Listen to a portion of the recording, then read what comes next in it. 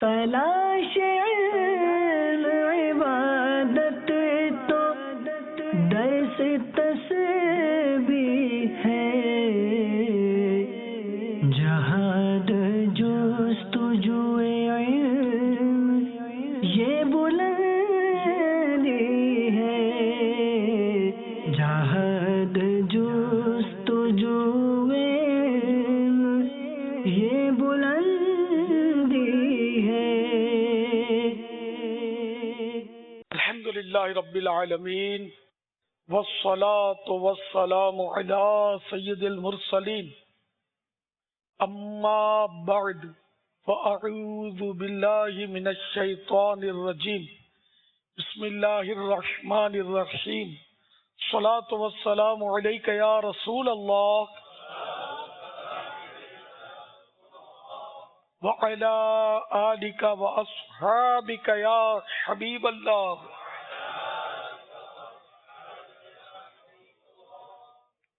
الصلاة والسلام علیک یا نبی اللہ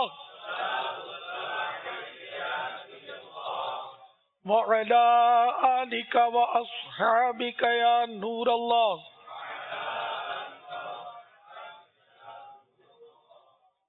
ضیاء درود السلام مطبوعہ مکتبۃ المدینہ صفحہ نمبر 10 پر فرمان مصطفیٰ صلی اللہ تعالی علیہ وآلہ وسلم ہے، شب جمعہ اور روز جمعہ مجھ پر کثرت سے درود شریف پڑھو، کیونکہ تمہارا درود پاک مجھ پر پیش کیا جاتا ہے۔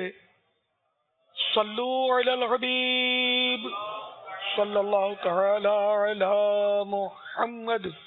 اچھی اچھی نیتیں شامل رکھنی چاہیے، جو کام اچھی نیت سے کیا جائے گا رضا الہی کے لیے وہ ثواب کا ذریعہ ہوگا، اور اگر کام مباح ہے، مباح یعنی نہ اس میں ثواب ہو نہ گناہ ہو، تو اس میں بھی اچھی نیت ہوگی تو یہ اچھی نیت سے ثواب کا کام بن جائے گا، ورنہ پھر مباح رہے گا نہ ثواب نہ گناہ۔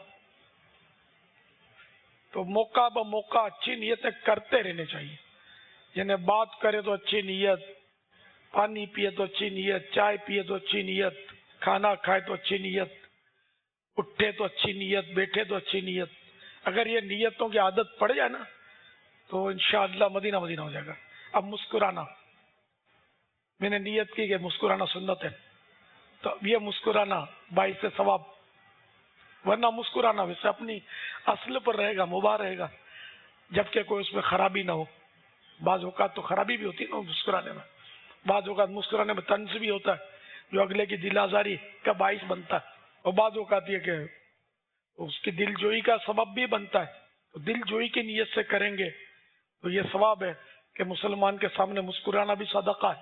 تو آپ یہ نیت جیسے کر سکتے ہیں ابھی کہ میں اول تاخیر شریک رہتے ہوئے علم دین حاصل کروں گا اور علم دین کی راہ میں آنے والی رکاوٹ کو دور رکھوں گا۔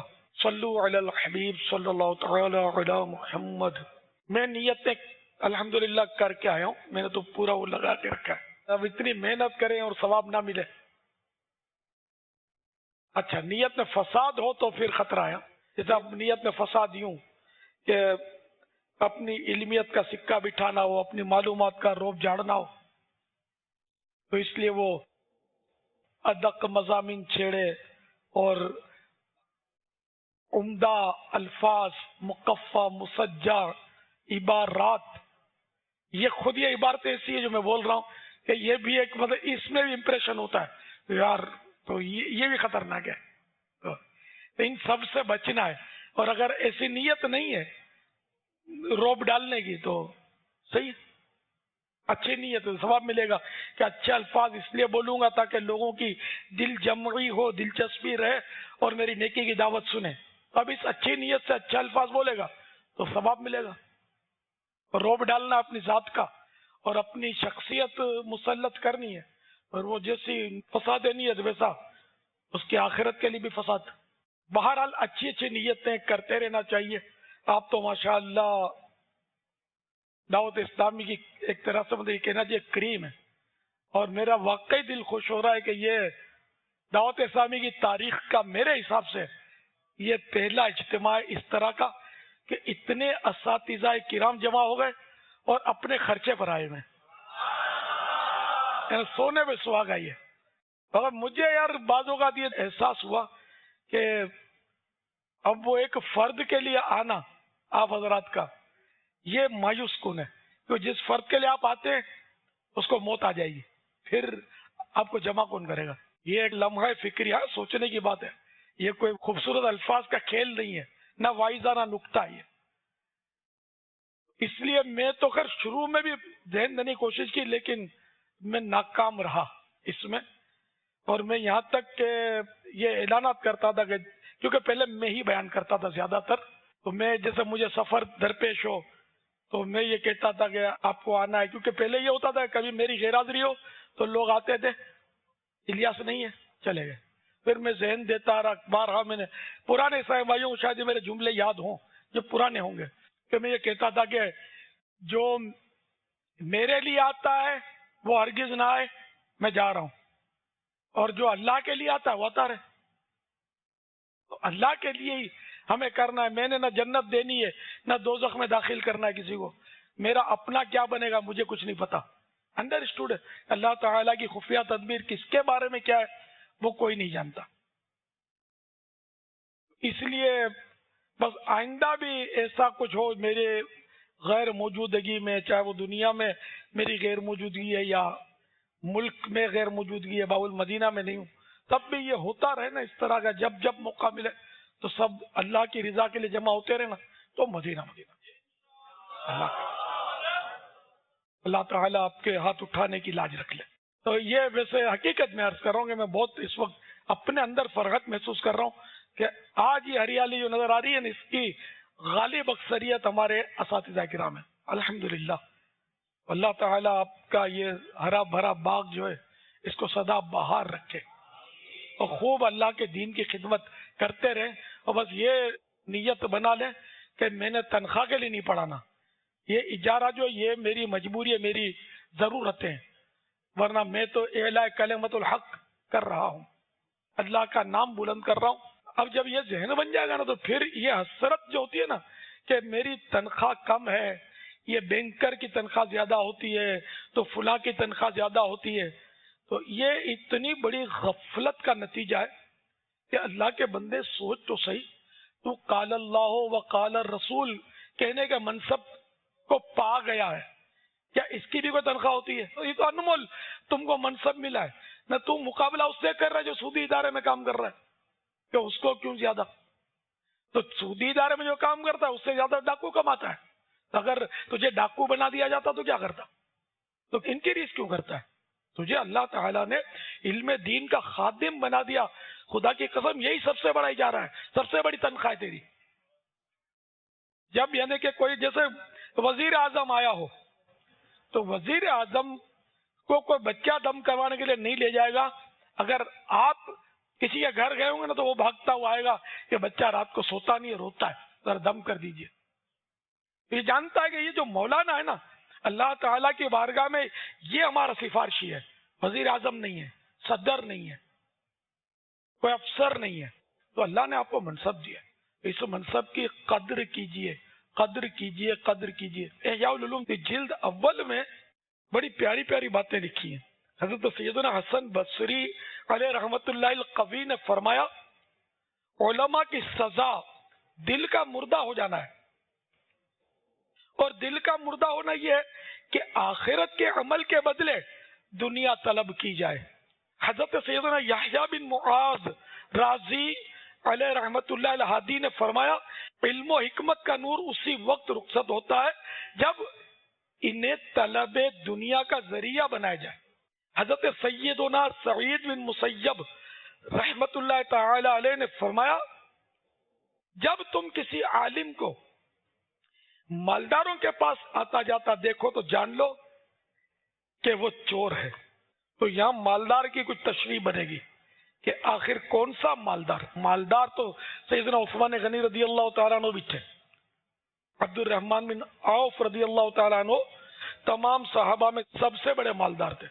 تو بہرحال یہ کہ مالداروں کے پاس آنا جانا، ان کی تعظیم، ان کے مال کی تعظیم، جیسے کہ وہ ایک روایت احسن الویاء میں نقل کی گئی ہے کہ جو مالدار کی تعظیم اس کے مال کے سبب کرتا ہے تو اس کا 1/3 دین رخصت ہو جاتا ہے. تو یہاں مطلب مالدار سے محبت اس کے مال کے سبب اس سے ذاتی مفاد اپنا نکالے, اس کی اپنی ذات کے لیے خوشامدیں کرتا پھرے, یہ ورنہ تو ظاہر مالداروں سے مساجد بنانے کے لیے, مدارس چلانے کے لیے, جامعات کی ترکیبیں بنانے کے لیے مالداروں سے تو واسطہ پڑتا ہی ہے. تو یہاں ہمارا مالداروں سے واسطہ پڑنا دنیا کے لیے نہیں ہے, اپنی ذات کے لیے نہیں ہے, بلکہ اللہ کے دین کی خدمت کے لیے. مالدار کے پاس جا رہا ہے مدنی عطیات کے لیے, لیکن کیا بھروسہ کہ اپنے دل میں بھی کوئی چور ہے کہ ساتھ میں کچھ اپنی پریشانی کا بھی ذکر کر دے. یہ انڈائریکٹ بھی ترکیب ہوتی ہے, ڈائریکٹ نہیں مانگتے. تھوڑا مکان کی تکلیف ہے, بھائی صاحب دعا فرمائیں, وہ کرایہ بھر بھر کے تھک گیا ہوں, اب وہ مہنگائی بڑھتی جا رہی ہے, اتنے سال ہو گئے مجھے میری یہ تنخواہ بھی نہیں بڑھاتے. پھر تھوڑا یوں بھی بول آئے گا اس کو جا کے, یعنی کہ اس سے رحم کی اپیل کرتے ہوئے وہ جہاں کا کھا رہا ہے نا وہاں کا کھود کے آ جائے گا, یہ بھی امکان ہے. صلو علی الحبیب صلی اللہ تعالی علی محمد.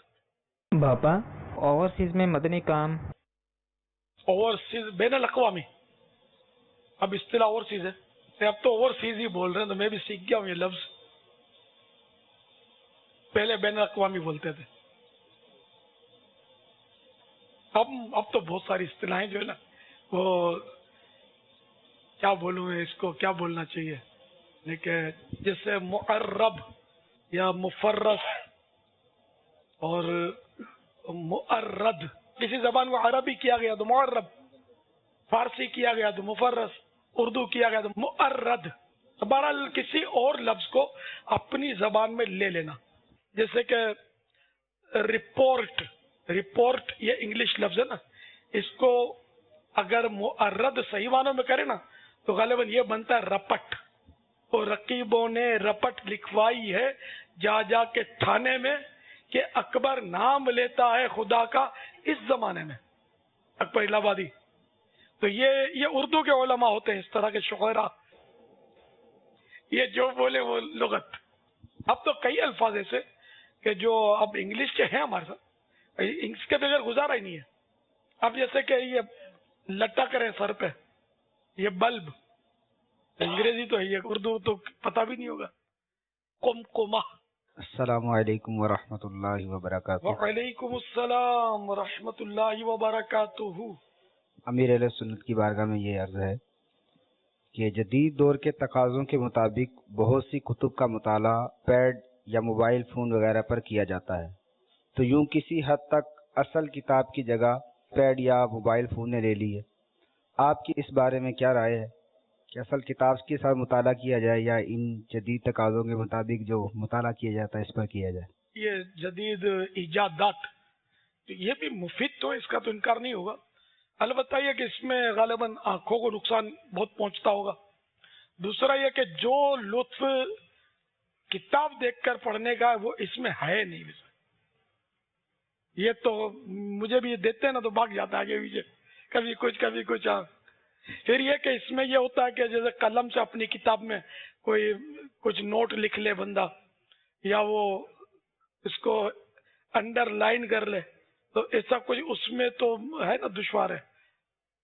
تو فوائد زیادہ کتاب میں ہی ہیں, لیکن اس کا انکار نہیں. یہ ہے آسان, پوری لائبریری تو اپنی مٹھی میں, جہاں چاہو لے جاؤ. اور اتنی کتابیں لے لے کر کہاں پھرے آدمی, سستا بھی پڑے گا نا. یہ کتابیں تو پھر لاکھوں روپے کی چاہیے اور رکھنے کے لیے الگ جگہ چاہیے. یہ یوں اس میں آسانیاں بہت ہیں, لیکن یہ جتنے جدید ذرائع بڑھتے جا رہے ہیں اتنا علم کی روحانیت کم ہوتی جا رہی ہے, ایسا محسوس ہو رہا ہے. جیسے میں خود عرض کرتا ہوں, میں نے جو اندازہ لگایا کہ اب شاید مستقبل میں کوئی منجے ہوئے مفتی یا علماء امت کو نہ مل سکیں, اس لیے کہ اس کے سائیڈ ایفیکٹ بہت ہیں نا.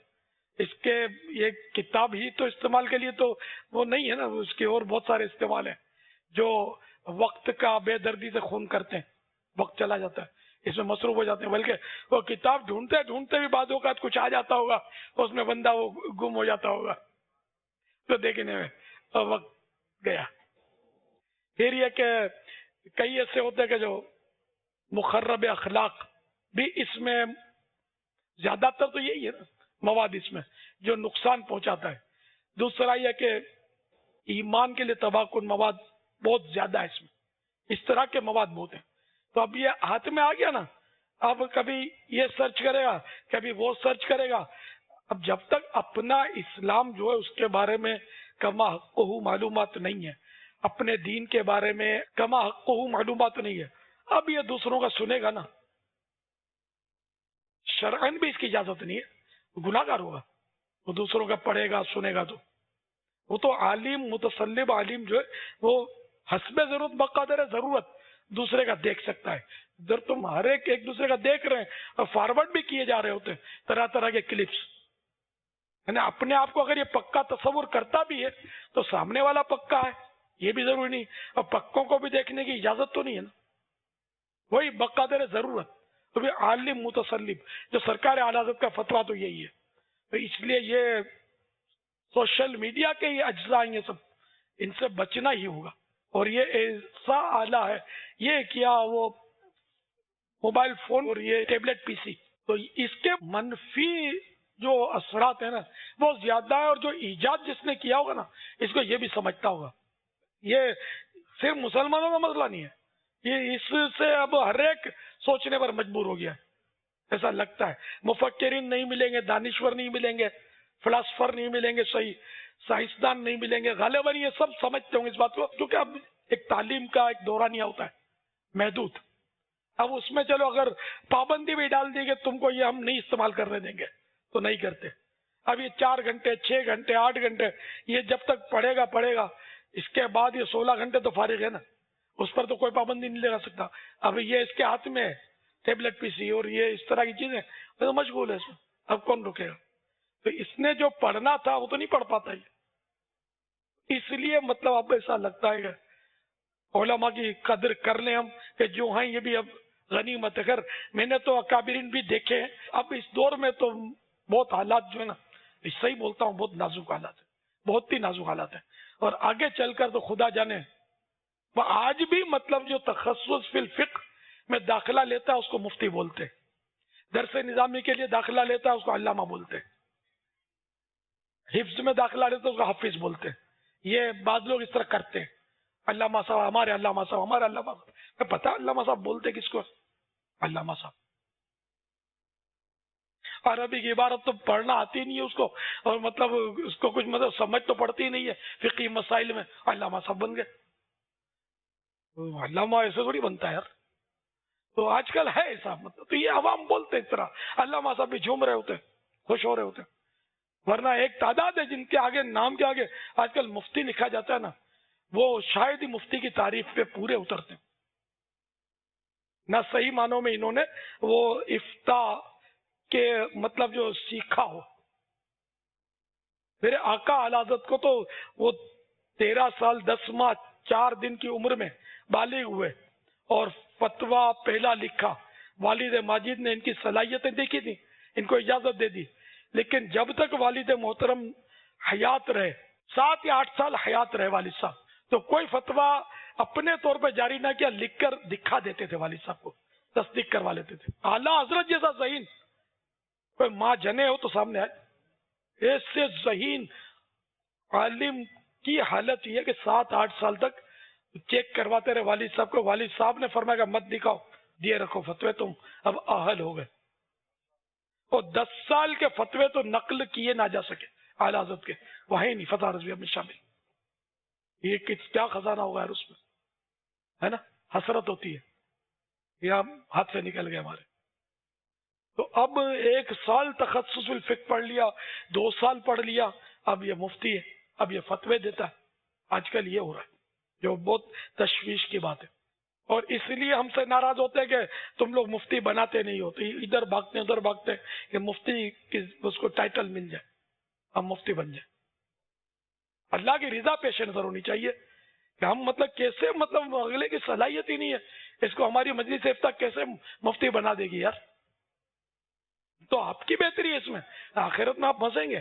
اگر کسی نے مفتی بنا بھی دیا تو اب اگر غلط فتوی آپ دے رہے تو کوئی آپ کی پکڑ نہیں ہوگی، ایسا تو نہیں ہے نا۔ بلکہ مفتی پر بھی یہ لازم ہے کہ وہ پوری اس کی توجہ رکھے، قصدن اگر غلط فتویٰ دے گا، کمزور بات کرے گا تو یہ بھی پھنسے گا۔ حتیٰ کہ اگر مفتی نے فتویٰ دیا اور اب فتویٰ جاری کرنے میں ثواب اس پر ظاہر ہوا کہ غلط فتویٰ چلا گیا، تو اس پر فرض ہے ازالہ کرے، اور جس تک وہ غلط فتویٰ اس کی وجہ سے پہنچا اس سب کو درست فتویٰ بیان کرے۔ یہ تھوڑی ہے کہ ہزار کے سامنے غلط مسئلہ بتایا اور کسی کے کان میں بول دیا کہ یار بھول ہو گئی، صحیح ہے، تو یہ تھوڑی چلے گا۔ تو مفتی بننا یا مسئلے بیان کرنا، صحیح بات ہے کہ اس کی حرص جو ہے نا، یہ بہت بڑی جرأت ہے۔ آج ہم میں سے ہر ایک چاہتا ہے کہ بس یوں ہو جائے اور یوں ہو جائے، میں بس یوں، لیکن یہ حرص صحابہ کرام علیہ رضوان ایک دوسرے پر ڈالتے تھے کہ ان سے پوچھ لیجئے، ان سے پوچھ لیجئے، یہاں تک ایسا ہوا کہ ایک سے سوال ہوا، انہوں نے دوسرے پر ریفر کیا کہ وہاں تشریف لے جائیے، ان سے پوچھ لیجئے، گھومتا ہوا پھر پہلے کے پاس آ گیا سوال کہ آپ بتا دیجئے۔ ایسا بھی ہوا ہے۔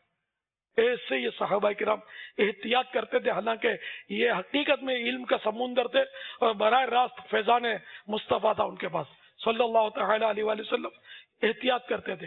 اور ہماری حالت ہمیں جانتے ہیں، پھر بھی ہم لوگ احتیاط نہیں کرتے، اپنی انا کے لیے، اپنی ناک رکھنے کے لیے بھی کچھ نہ کچھ جواب دے دیتے ہم لوگ۔ لا ادری کہنے کی ضرورت ہی نہیں ہے، لا اعلمو کہنے کی ہمت ہی نہیں کہ لوگ کیا کہیں گے۔ لوگ کیا کہیں گے یار، جو کہنا ہو کہیں گے یار، ہم تو رب کو راضی کرنے والے بنے، اس کے محبوب کو راضی کرنے والے بنے، تب بات بنے۔ جل جلالہ صلی اللہ تعالی علیہ وآلہ وسلم، صلو علی الحبیب صلی اللہ تعالی علی محمد۔ امیر علیہ السلام کی بارگاہ میں عرض ہے، جن علماء کی صحبت میں آپ رہے، از راہ کرم ان کے کچھ عشق رسول صلی اللہ تعالی علیہ وآلہ وسلم کے واقعات ارشاد فرما دیجئے تاکہ ترغیب حاصل ہو۔ ایک تو سیدی قطب مدینہ کی بارگاہ میں حاضری ہوتی تھی میری، جن دنوں مدینہ پاک میں حاضر ہوتا تھا، تو کوئی 2 مہینے کے آس پاس یہ سفر، 2 سوا 2 مہینے شاید، تو میں ڈائریکٹ جدہ شریف سے مدینے گیا تھا، احرام نہیں باندھا تھا میں نے، وہیں سے پھر قران کا احرام باندھا۔ تو تقریباً ڈیلی، یعنی کہ یوں کہہ لیجیے اکثر 2 حاضریاں ہوتی تھی، عصر کے بعد اور عشاء کے بعد وہاں محفل نعت ڈیلی ہوتی تھی، اور لنگر بھی ہوتا تھا، سارا دن اگر کہیں کھانے کا نہ ملا ہو تو رات کو مل جائے وہاں۔ تو یہ میں ان کی بارگاہ میں حاضر رہا ہوں، لیکن ذرا اب یہ حضرت جو تھے ہمارے، یہ قفل مدینہ بہت ٹائٹ تھا، بولتے بہت کم تھے، اور جو عوامی انداز گفتگو ہے یہ ان کا ہوتا ہی نہیں تھا۔ جیسے ہم بولتے ارے آئیے، ارے بھائی کہاں تھے، یہاں کب آئے، اتنے دن سے کہاں تھے، اس طرح کا میں نے کبھی دیکھا ہی نہیں، خاموش طبیعت، ہاں بھائی مرحبا آئیے تشریف رکھیے، مرحبا بھائی صاحب، اس طرح کے 2-4 یہ الفاظ حضرت کے تھے، تو یہ یوں کرتے تھے۔ کوئی جرت نہیں ہوتی تھی کسی کو کہ ان سے کوئی بات کر لے، بس یہ ہے کہ دنیا عرب و عجم کے مشائخ آتے تھے، ان کی قدم بوسی کرتے تھے۔ کافی احترام میں نے دیکھا حجاج کرام میں، یوں مطلب ان کو دیکھا لباس میں سادگی کی انتہا، مطلب اس سے یوں انہیں کہہ سکتے کہ اس سے اب سادہ کیا ہوگا یار، ایسا سادہ لباس ہمارے حضرت جو تھے وہ زیب تن فرماتے تھے۔ کبھی کوئی وہ میں نے بیل بوٹے یا ٹپ ٹاپ والا لباس نہیں دیکھا، آستانہ بھی سادہ ترین، بالکل ہی سادہ۔ آپ کا جو مکان عالی شان جو تھا ویسے، تو جہاں ہم لوگ جا کے بیٹھتے تھے وہ نیچے کا حصہ تھا، گراؤنڈ فلور بولتے شاید اس کو، کچھ اس کے زینے ہوتے تھے تھوڑے سے، لیکن اس کو منزل نہیں بولتے، اور نیچے کا ہی حصہ، تو اوپر آپ کی قیام گاہ تھی، وہاں کبھی جانے کی کوئی نوبت نہیں آئی، تو حاضری دیتے تھے۔ اب ان کا تو عشق رسول تھا کہ آنے والوں کو پوچھتے تھے کہ نعت پڑھتے ہو، سنا پڑھتے ہو تو ہاں بولتا تو سنتے. اکثر یہ حضرت کا شغل نعت شریف سننا. اب عشق رسول نہیں تھا تو کیا. خیر تو اس طرح مطلب یہ کہ پھر مفتی وقار الدین صاحب رحمت اللہ تعالی علیہ کی بہت زیادہ میں نے وہ بارگاہ میں حاضریاں دی ہیں، بہت زیادہ. یعنی کہ یہاں سے کھارا در سے ون سائڈ تقریباً 1.25 گھنٹہ شاید بس لیتی تھی. گلبرگ اترتے تھے، وہاں سے پیدل چل کے ہم کو چلنا پڑتا تھا. تو وہاں حضرت کا مکان عالی شان تھا. ان کی سادگی کا اس سے اندازہ لگائیں کہ میں ایک بار ایک آدمی کو سیٹ کر کے لے گیا، دوست تھا میرا، اور اس کی پریشانی تھی. میں نے بولا یہ اس طرح کے سادے ہیں، ایسے سادے ہیں، چار پائے پر بیٹھتے ہیں اور ایسا لباس بند بندھا ہوا ہوتا ہے اور لوٹے سے وضو کرتے ہیں، سب اس کو بتایا تھا. تو ہم پہنچے حضرت کے گھر، مفتی وقار الدین صاحب کے گھر. تو مجھ سے پہلے اس نے مصافحہ کیا جو میرا دوست ساتھ چلا تھا. دعوت اسلامی کے پہلے کی یہ باتیں کروں. اس نے ہاتھ ملا لیا جیسے ملاتے ہیں. پھر میں نے ہاتھ ملایا تو دست بوسی کی. پھر اس نے ہاتھ پکڑ کے دست بوسی کی. پھر میرے کو بولا یہ تم کو بولا والا بہت سادے ہیں. یعنی ایسے سادات ہیں مفتی وقار الدین صاحب. یعنی اتنا سمجھانے کے باوجود وہ بیپاری تھا، سمجھدار آدمی تھا، بہت سیاح آدمی تھا جو میرے ساتھ تھا. وہ پھر بھی ٹھوکر کھا گیا، نہیں پہچان سکا. تو اب یہ کیسے ہوں گے سادے؟ مفتی احمد یار خان یہ بھی بالکل پہچانے نہیں گئے جب ہم نے دیکھا تو یہ کوئی عالم ہے، تو دیہاتی ٹائپ سے بالکل نظر آنے میں. تو یہ مفتی وقار الدین صاحب رحمۃ اللہ تعالی علیہ ایسے سادے تھے. اور اپنے گھر میں یہ سالانہ ایک جلسہ کرتے تھے غالباً. جس نے ولادت کا کرتے تھے یا علازت کا عرس کا کرتے تھے یہ بھول گیا ہوں میں نے شرکتیں کی ہیں وہاں. تو وہاں عام طور پر یہ مولانا محمد شفیع اوکاڑوی صاحب رحمۃ اللہ تعالی علیہ کو بلاتے تھے. تو وہ خوش اعلان بہت تھے، ان کا بیان ہوتا تھا، تو وہ اٹینڈ کیے کچھ میں نے. اور صحبت مسائل تو میں نے بہت ان سے پوچھے، اتنا پوچھتا تھا کہ تنگ کر دیتا تھا ان کو. ایک بار میرے پوچھنے پر انہوں نے بتایا کہ روزہ انور پر حاضری ہوئی خواب میں، اور سرکار صلی اللہ تعالی علیہ وآلہ وسلم باہر تشریف لائے اور مجھے معانقے سے مشرف فرمایا، گلے ملنے کا شرف بخشا. اور اعلیٰ حضرت رحمۃ اللہ تعالی علیہ کا بتایا کہ میں نے ان کے، حالانکہ بریلی شریف میں انہوں نے پڑھایا ہے، تو میں نے دیکھا کہ قبر انور کا اوپلا حصہ جو ہے کھلا ہوا ہے اوپر کا. تو اعلیٰ حضرت قبر انور کے اندر بیٹھے ہوئے فتویٰ نویسی فرما رہے تھے. کیا شان ہے اعلیٰ حضرت کی. مفتی احمد یار خان علیہ رحمت المنان حج سے واپسی پر باب المدینہ جلوہ گری تھی. تو ہماری برادری کا ایک کمیونٹی ہال تھا، اس میں ان کا جلسہ رکھا گیا تھا.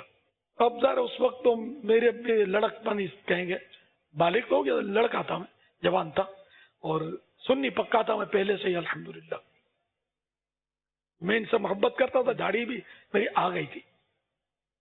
ہم چند دوست ہم بھی گئے کہ یہ خطاب فرمائیں گے یہاں کمیونٹی ہال میں. تو یہ جب آئے تو وہی دیکھ کر میں نے کہا تھا بالکل ایک دیہاتی جس طرح ہوتا ہے نا، اس طرح بالکل سادہ ترین لباس تھا.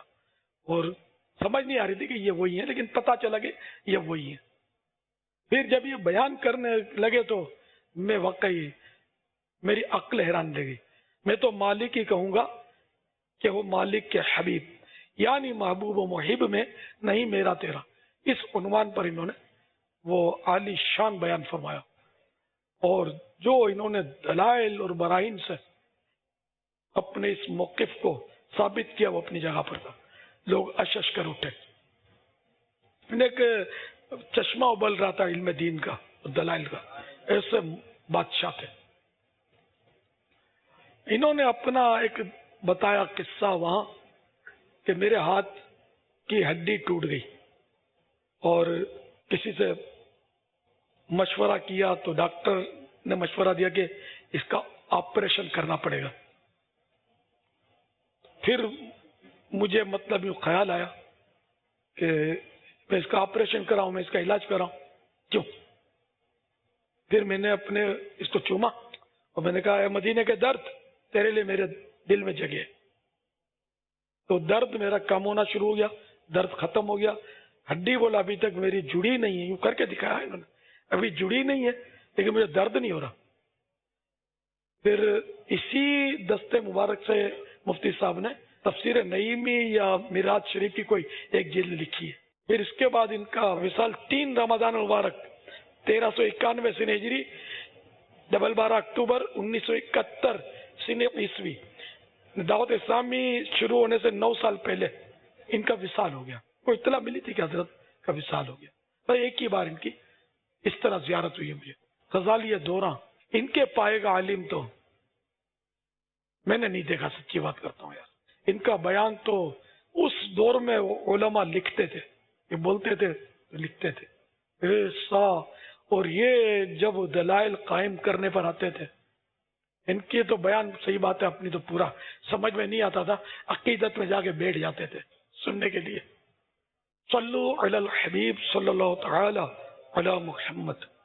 پیارے مرشد کریم, میرا سوال یہ ہے, گناہوں سے بیزاری کا ذہن کیسے بنایا جائے, دل میں خوف خدا کیسے پیدا کیا جائے؟ جزاک اللہ خیرا. آمین. اہل تقوی اور خائفین کی صحبت یہ اس کا بہترین ذریعہ ہے, اور اس طرح کے مواد پڑھے جائیں اور اس طرح کے بیانات سنے جائیں. اب کیا ہمارے عام طور پہ اسلامی بھائی جو ہیں شروع میں تو آتے ہیں, روتے دھوتے بھی ہیں, آگے آ کر بیٹھتے ہیں اجتماعات وغیرہ میں, پھر آہستہ آہستہ وہ پیچھے ہٹنا شروع کرتے ہیں, پھر وہ بیان نہیں سنتے, بس وہ آتے ہیں دیر سویر دوستوں سے ملاقات کے لیے, اسلامی بھائیوں سے ملنے کے لیے, یا آتے بھی ہیں جلدی تو بستوں پہ گھوم رہے ہوتے ہیں, ادھر ادھر چوپال لگاتے ہیں, یا اپنے طور پہ کچھ مدنی مشورے کرتے ہوں گے, یہ بیان نہیں سنتے, اجتماع میں نہیں بیٹھتے. اسی طرح مدنی مذاکرے کی حالت کہ اس میں بھی بعض اوقات آتے بھی ہیں تو محروم رہتے ہیں کہ موبائل فون پہ لگے ہوتے, سوشل میڈیا پہ لگے ہوتے, بیٹھے ہوں گے لیکن کونے کھانچے میں ایسی جگہ بیٹھیں گے کہ کم سے کم کوئی حرج ہو ان کے کام میں, اور یہ کہہ سکیں کہ مدنی مذاکرے میں تو آتا ہوں, میں ہر بار آتا ہوں, اور جب کوئی ایسی بات ہوتی تعجب ہوتا تو اس کو نہیں پتا ہوتا جبکہ آتا ہوتا. تو یوں مطلب ہے جب ہم سنیں گے نہیں تو سیکھیں گے کیسے. اسی طرح احیاء العلوم, اب یار اگر خوف خدا چاہیے تو یہ کتاب جو ہے نا انسان بنا دے گی, آپ حیران کر دے گی کہ اب تک یار ہم اپنے آپ کو کیا سمجھتے تھے. ایسا لگے گا آپ کو کان پکڑ کے مجھے ہی سمجھا رہے ہیں, جگہ جگہ پر آپ کو محسوس ہوگا. اب اس کے پڑھنے کا جذبہ کیسے ملے؟ پہلے ایسا کریں کہ آپ کم از کم منہاج العابدین پڑھ لیں. مکتبۃ المدینہ نے یہ بھی بہت اچھے انداز میں اس کو چھاپا ہے, تخریج. باپا ملاقات سے نواز دیں. یہ ملاقات کی جو پکار پڑتی ہے نا, اس سے بھی ذرا ماتھا ٹھنکتا ہے. یہ علم دین کی حرص کم ہے, ملاقات کی حرص زیادہ ہے. لیکن اگر یہ کہا جائے نا ملاقات میں جتنا وقت ہم لگائیں گے نا, چلو وہ وقت ہم علم دین حاصل کریں گے, ناراض ہو جائیں گے. 2-4 ہی کہیں گے, باقی علم دین کی نہیں ہے. وہ ایک ہی وضو گزر گیا جو تاریخ کا حصہ بن گیا, مرد قلندر جو ہاتھی دیکھنے کے لیے نہیں گیا, یعنی جس کا تاریخ میں واقعہ آ گیا. ایسے تو بہت سے سارے علم کے حریص تھے جو آج ہمارے سروں کے تاج ہیں. جس طرح بھی من کو منائیں آپ, اتنی دیر تک وقت کیوں پھر برباد کر رہے ہیں؟ جلدی ہاتھ ملا لو, علم آ جائے گا سارا. ملاقات کر کے تھوڑا سا چینج ہو جاتے ہیں تو علم کی طرف اور رغبت بڑھ سکتی ہے نا. ان کے پاس یہ جواب نہیں تھا, آپ نے بتا دیا غالباً, ورنہ یہ کوئی تو بول پڑتا. نہیں تو چینج کیا چائے پی کر چینج نہیں آئے گی؟ نہیں, کیا چائے پی کر تو اچھا خاصا آدمی ہے نا بعض وقت فریش ہو جاتا ہے. چائے پیئیں گے, تھوڑا مسکرائیں گے, تھوڑی گلا کریں گے آپس میں, تو یہ اب چائے عام طور پہ پلائے ایسی لی جاتی ہے. میں حیران ہوں, میں وہ منظر نہیں بھولتا کہ جب میری پہلی VCD آئی جس کے نام کے ساتھ لفظ دیدار ہے، ابھی منظر عام پر نہیں آئی تھی، کوئی اس طرح کے مناظر پہلی بار وہ کوئی اسی طرح کا اجتماع تھا اس میں دکھائے گئے پہلی بار، یعنی کہ یہ تاریخی واقعہ تھا.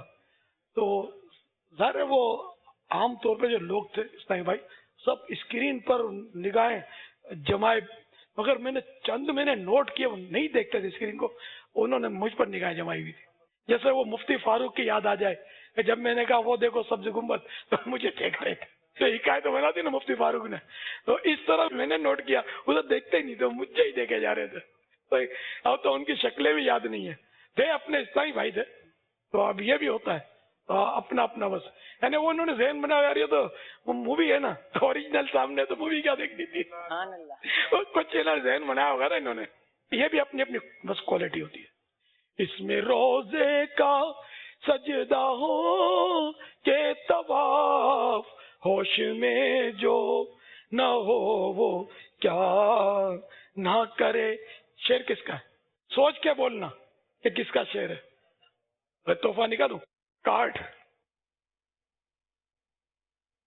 تو 2 نکل آئے، دونوں کارڈ انشاءاللہ تحفے میں ملیں گے. ایکوریٹ نام اور اعتماد کے ساتھ بولے. اندھیرے میں تیر مارے گا تو ذرا آخری کسی انسان نے لکھا ہی ہے، اگر یہ غلط ہوا تو کیا مدنی سزا قبول فرمائیں گے آپ؟ نہیں، مطلب آپ اعتماد کے ساتھ بول رہے ہیں اعلیٰ حضرت. جواب درست ہے. سبحان اللہ. ماشاء اللہ. صلو علی الحبیب صلی اللہ علیہ وسلم. امیر علیہ سنت دامت برکاتہم العالیہ کی بارگاہ میں عرض ہے کہ ایک مرید کے لیے اوراد و وظائف بہتر ہیں یا تصور مرشد؟ دونوں ہی. اوراد و وظائف تو حدیثوں کے بھی ہوتے ہیں، قرآنی آیات بھی ہوتی ہیں، قرآنی صورتیں ہوتی ہیں، قرآن کی تلاوت ہوتی ہے، اس میں یہ بھی ہونا چاہیے. واللہ تعالی اعلم ورسولہ اعلم عز وجل وصلی اللہ تعالی علیہ وآلہ وسلم. صلو علی الحبیب صلی اللہ تعالی علی محمد. تلاش